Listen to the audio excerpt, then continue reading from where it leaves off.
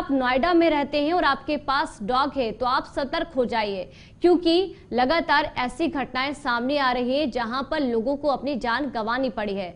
अगर आपने जरा सी भी लापरवाही की है तो आपको डॉग पालना महंगा भी पड़ सकता है। दरअसल नोएडा प्राधिकरण की 207वीं बोर्ड बैठक के दौरान पालतू और आवारा जानवरों को लेकर कई कठोर फैसले लेते हुए कई नीतियां बनाई गई हैं, जिसके मुताबिक पालतू कुत्तों के द्वारा सार्वजनिक स्थलों पर गंदगी करने पर सफाई की जिम्मेदारी पशु चालक की होगी। अगर पालतू जानवर के कारण कोई अप्रिय घटना हो जाती है तो उसको लेकर 1 मार्च साल 2023 से 10,000 का जुर्माना भी पड़ेगा और इसी के साथ जो कार्रवाई है वो भी प्रशासनिक स्तर पर की जाएगी।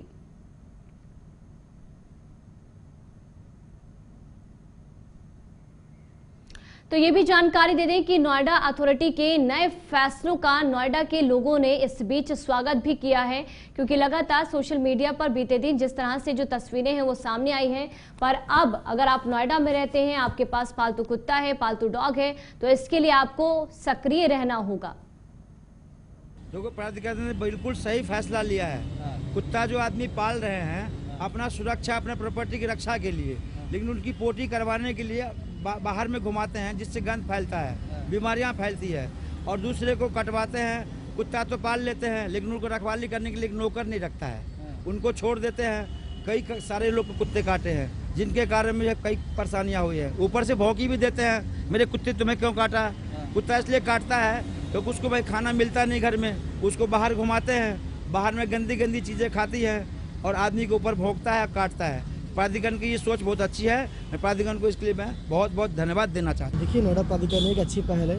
जो भी डॉग्स लवर या डॉग्स ऑनर जो भी हैं अपने कुत्ते को घुमाते हैं, उस दौरान कई ऐसी घटनाएं देखने को मिलती है जिससे वो काट लेते हैं। एक घटना 100 में सुनने को मिली थी कि बच्ची को काट लिया गया था, ठीक है, उसको वो दर्द भी हो गई। तो अच्छी पहल है कि अगर इस तरह पहल से डॉग्स ऑनर या डॉग्स लवर को एक चेतावनी ये रहेगी कि अगर ये घटना होती है तो उन्हें इतना जुर्माना भरना पड़ेगा और प्लस जो है वो इलाज भी कराना पड़ेगा।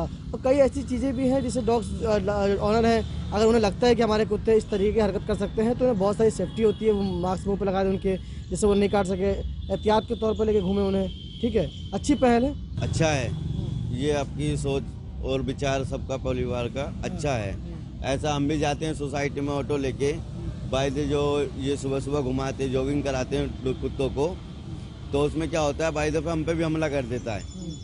और हालांकि अभी मैंने देखा है, कल परसों की बात है, एक हमारा दोस्त था ऑटो वाला, उसने जो है अभी काट लिया था उसके, तो वो कहने लगा अरे आपको देख रहा नहीं है, आप इतनी तेज ऑटो क्यों चला रहे, अरे आप डॉगी को पकड़ो ना अपने, ये गलत है, ये हर किसी से काट लेता है, इसका हर्जाना कौन भरेगा फिर। ये पहल ठीक है। हाँ जी, ये सही है बिल्कुल। नोएडा प्राधिकरण क्षेत्र में स्ट्रे डॉग्स और पेट डॉग्स को लेके स्पेशली कई तरह के इश्यूज रेज हो रहे थे। उसको देखते हुए stray and pet dog management के लिए एक पॉलिसी बोर्ड से अप्रूव कराई गई है। उसमें स्ट्रे डॉग्स के बारे में जो animal welfare board of India है, उनकी गाइडलाइंस के अनुरूप प्राधिकरण क्षेत्र में कार्यवाही की जाएगी और उसमें ये डायरेक्शन किया गया है कि अगर कहीं शेल्टर होम्स या फीडिंग पॉइंट्स की मांग आती है तो जो वहाँ कंसर्न AOA है या RWA है और जो डॉग लवर्स हैं उनकी सहमति से अथॉरिटी शेल्टर होम बना सकता है अपनी लैंड पे, लेकिन उसकी जो मेंटेनेंस है पूरी वो कंसर्न AOA या RWA करेगी। साथ ही शेल्टर होम में केवल उसी तरह के स्ट्रे एनिमल्स को रखा जाएगा जो या तो बीमार हैं या जिनका बिहेवियर अटैकिंग मोड में है, और उसके बाद तुरंत उसी एनवायरनमेंट में उन्हें जब वो ठीक हो जाएंगे तो फिर जहां से उनको पकड़ के शेल्टर होम में लाया गया है वहीं पे छोड़ा जाएगा। सिमिलरली जो फीडिंग पॉइंट्स को लेके कई बार विवाद आते हैं, तो उसमें भी ये कहा गया है जहां सहमति बनती है वहां फीडिंग पॉइंट्स चिन्हित करके बोर्ड लगाए जाएंगे और फीडिंग की व्यवस्था वहां के रेजिडेंट्स या जो मांग कर रहे हैं डॉग लवर्स उनकी रहेगी। साफ सफाई की व्यवस्था वहां प्राधिकरण